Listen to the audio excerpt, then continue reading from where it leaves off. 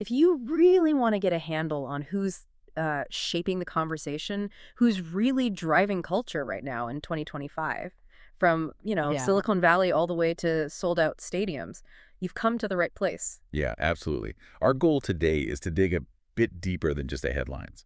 We've gone through a whole stack of sources, looking at the wins, the controversies, Yeah, really the strategies these movers and shakers are using today. right. And it's not just a who's who list. We're trying to unpack the mechanics of modern fame, Hmm. how these folks are using digital reach, and maybe crucially polarization to stay on top. That idea, leveraging polarization, it immediately makes me think of the tech world. Because these figures, they aren't just CEOs anymore, are they? Not at all. They're like political players, Yeah. meme lords, cultural icons almost. It seems like they've figured out how to be famous just by refusing to be ignored. That's a great way to put it. Take Elon Musk, for instance. Our sources, they paint him not just as an innovator, but as someone who almost treats friction. Regulatory battles, public backlash, like it's just optimized marketing spend. Ah, yes. His influence is huge. Tesla, SpaceX, Neuralink. It's sprawling. But the sources really hone in on his unpredictability.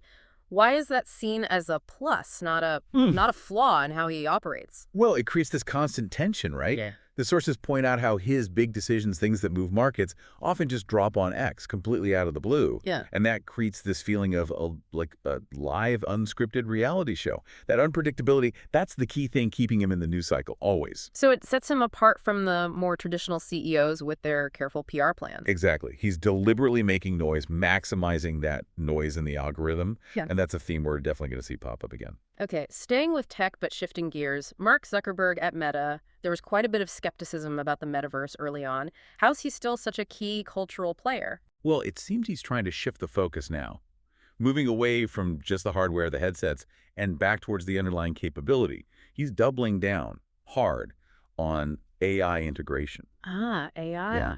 The idea isn't just building that digital world, but really improving the fidelity, the feel of the experience. We're seeing huge investments in generative AI To make it less clunky. to tackle that uncanny valley Yeah. issue, basically. Mm. Making avatars, environments feel genuinely immersive. That was a big hurdle initially. So it's a tech bet, sure, but it defines his public story as the guy building the next big computing platform. And if we're talking immediate AI impact, well, the conversation has to land on Sam Altman at OpenAI. He's really the face of a revolution that felt like it changed everything overnight. He carries a huge cultural weight right now after that ChatGPT explosion. Altman is positioned right at the crossroads of tech progress and, frankly, global policy. He's testifying for governments, meeting world leaders. Right. He's essentially the one explaining to the world what AI is going to do next. That puts him in a really unique kind of celebrity bracket. He's like the philosophical gatekeeper for what's coming. Just the sheer amount of news he generates. Makes him an undeniable cultural force, no question. It is pretty compelling watching these, tech titans commit so completely to these long-term visions. But let's maybe shift focus now. Let's go to a world where influence is measured less in market cap and more in just raw attention, entertainment. Ah, yes. Yeah. And here, the dominance is just absolute, especially with figures who've turned traditional fame into this massive economic and social engine. You have to start with Taylor Swift. I mean, she's unavoidable. She's not just topping charts. She's practically an economic ecosystem herself. The sources really quantify this. Her Eras tour. Yeah. Okay, highest grossing ever, we know that. But the local economic boost. Yeah. Cities were measuring it in hundreds of millions just from her visit. But it's more than money. Yeah. She's mastered this kind of apparent authenticity, turning her personal life, her fashion, into global talking points.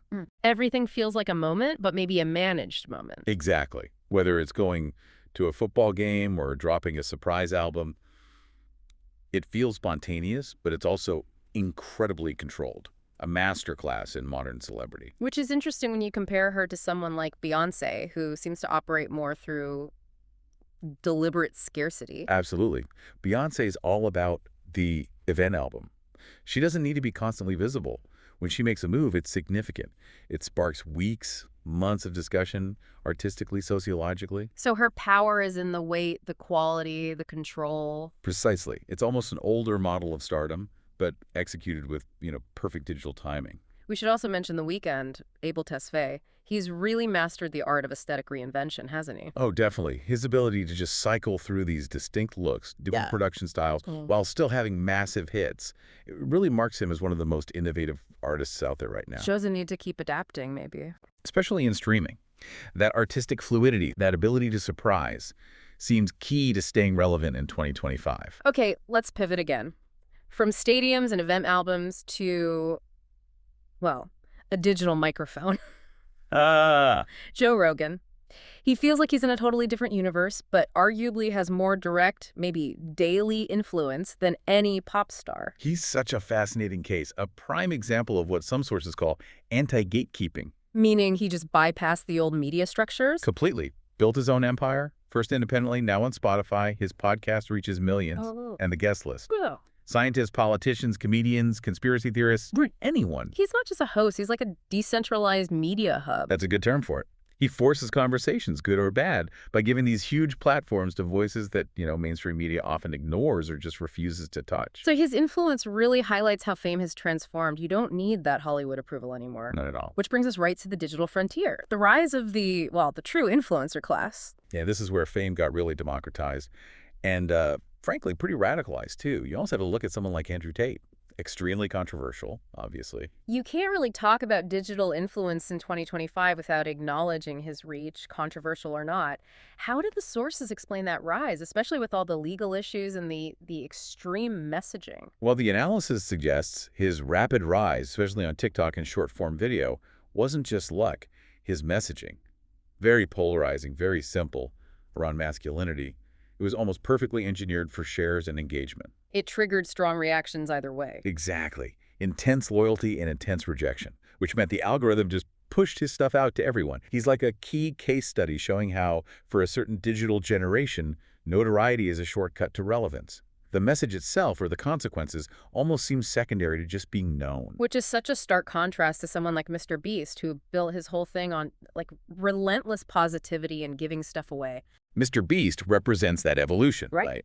From content creator to basically a corporate producer. Yes, he built it on viral stunts, massive giveaways, giving away houses, crazy challenges. Yeah. But his real genius, according to the sources, is the business structure behind it. He's less a YouTuber now and more like a full-on content studio, managing huge logistics, multiple brands, all built around these high-budget spectacles and his philanthropic image. He really proved YouTube could rival TV production budgets. Absolutely. Legit high-budget entertainment. And then you've got Logan Paul, the master of reinvention. Seems like he just thrives on staying in the conversation one way or another. That ability to pivot seems to be the ultimate survival skill online today.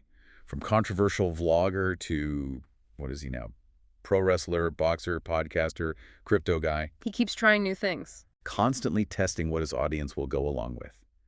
It ensures he's always relevant, even when, maybe especially when, he courts controversy.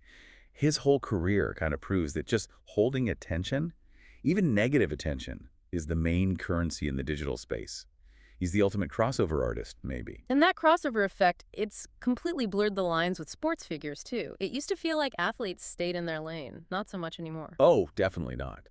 We see these huge global sports brands leveraging their social media like never before. Look at Cristiano Ronaldo. Even after moving to the Saudi League, he's still arguably the most followed person on earth. His celebrity is truly global. Totally transnational. It shows the power of that personal brand over, where you actually play. And here in the U.S., Messi moving to Inter Miami, Mm-hmm. it just completely changed the game for MLS. Financially, culturally, people watching who never watched domestic soccer before. They're perfect examples of how elite performance and cultural status just feed each other. But maybe the most immediate example of this blurring is Travis Kelce. Right. His relationship with Taylor Swift just launched him into a whole different stratosphere, from NFL star to just mainstream global celebrity. His dating life is suddenly on talk shows, people debating it everywhere. He really embodies that 2025 celebrity model, doesn't he? The right connection, the right social media buzz, and suddenly your actual job, your athletic achievements, kind of take a backseat to the cultural story around you. He's measured by touchdowns and gossip columns now. Pretty much sums it up. Mm-hmm. Two distinct metrics of fame. Okay, so it's really clear that controversy, digital presence, who you're seen with, these are major currencies now. Let's loop back to that idea you mentioned earlier. The algorithm loves noise. It's sort of the uncomfortable truth about visibility today, isn't it? Mm. Notoriety often seems to beat out being universally liked. We see this so clearly with someone like Kanye West. I mean, despite wave after wave of controversies. Things that would have absolutely tanked a career a decade ago. Exactly. He Huge. remains incredibly visible, Yeah. constantly talked about. It's almost like the damage to his reputation is outweighed by just staying in the conversation. That seems to be the dynamic. Scandal generates clicks, generates discussion, generates visibility. And in the digital sphere, visibility is maybe the ultimate asset. And if we look back at Elon Musk again, we see the same principle, but applied commercially. Every lawsuit, every provocative poll on X, every unexpected business move, it becomes this huge news event. It drowns out competitors just because the reaction is so intense. They understand that being ignored is worse than being criticized. It seems that way. Silence is death in the algorithm. Okay, so if we try to pull all this together, the tech giants, the massive pop stars, these polarizing digital figures, what's the common thread? What really defines being famous in 2025? Well, the sources consistently point to maybe four key things, four pillars holding up their relevance. First one, absolutely non-negotiable, digital integration. They have to be masters of the online world. Totally. Yeah. Whether it's through their own apps, huge social media followings, high-end streaming content, they live where their audience lives online. They don't wait for media coverage. They are the media. They own the channel. Makes sense. Okay, what's the second factor? We talked about it a lot already. Polarization. Yes, and this is so critical. They all inspire strong opinions. Nobody feels neutral about Taylor Swift or Elon Musk or Andrew Tate, Yeah, right? definitely not. And that polarization, that's the fuel. When half the internet is arguing against them, that argument still counts as engagement. It feeds the algorithm. It amplifies them to the other half who support them. That constant friction, that's the engine keeping them culturally relevant. Interesting. Okay, number 3 you mentioned was apparent authenticity. That sounds a bit tricky. It is nuanced. It doesn't necessarily mean they're genuinely being 100% unfiltered, but they successfully create a version of themselves that feels raw, feels immediate to their audience. How so? Like, what's the difference? Well, think about Taylor Swift's authenticity. It comes through sharing relationship details, but via these highly polished songs and visuals. Elon Musk's authenticity is posting rough memes, unvetted thoughts, very different styles. But both feel like you're getting something direct, something real. Exactly. Both break that old-school celebrity wall. They create this illusion, maybe, of direct access, and that builds intense loyalty. It's incredibly magnetic. Okay, and the fourth factor that defines their power today. Anti-gatekeeping. This is about how they operate, bypassing traditional institutions. Right, like we said with Rogan. Yeah, or Swift redefining her relationship with labels. Musk using X for major corporate news instead of press releases.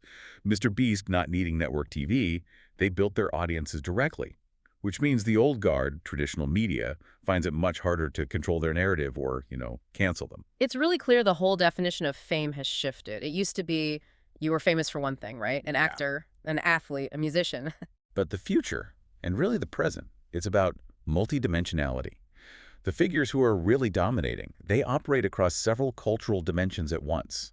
Like Elon isn't just tech. He's tech, plus political commentary, plus memes. Mr. Beast is content creator, plus philanthropist, plus CEO. They spread their influence, maximize their footprint. They stay relevant to different groups simultaneously. And the speed. We have to talk about the speed at which this all happens. Getting famous seems faster than ever. That speed is the real paradox here. The barrier to entry for fame, never been lower. One viral video, one moment can launch you. But But the speed at which the internet can turn on you, find a flaw, dig up an old mistake, or just get bored. It means the fall from grace can be just as fast, just as brutal. Staying on top, maintaining that multidimensional presence, it requires this relentless, constant engagement. it really is a transformed landscape. Celebrity feels less about pure talent sometimes and more about strategic platform control, managing the noise. And these digital natives, the ones who grew up with the algorithm, they're definitely challenging the old models of celebrity built on traditional media and maybe more managed personas. So since these modern figures are challenging the old systems so directly, maybe a final thought for our listeners to chew on. Yeah. Consider this. Which of these figures we've talked about today, these polarized, digitally savvy masters of attention, which one poses the biggest, most fundamental threat to the old ways of doing things, the old power structures? And on the flip side, Who might be the first to get completely swallowed up and forgotten by the sheer speed and volatility of the very algorithm that made them famous in the first place. A lot to think about there as you scroll through your feeds this week. Thanks for joining us for this deep dive into the movers and shakers of 2025. Stay curious.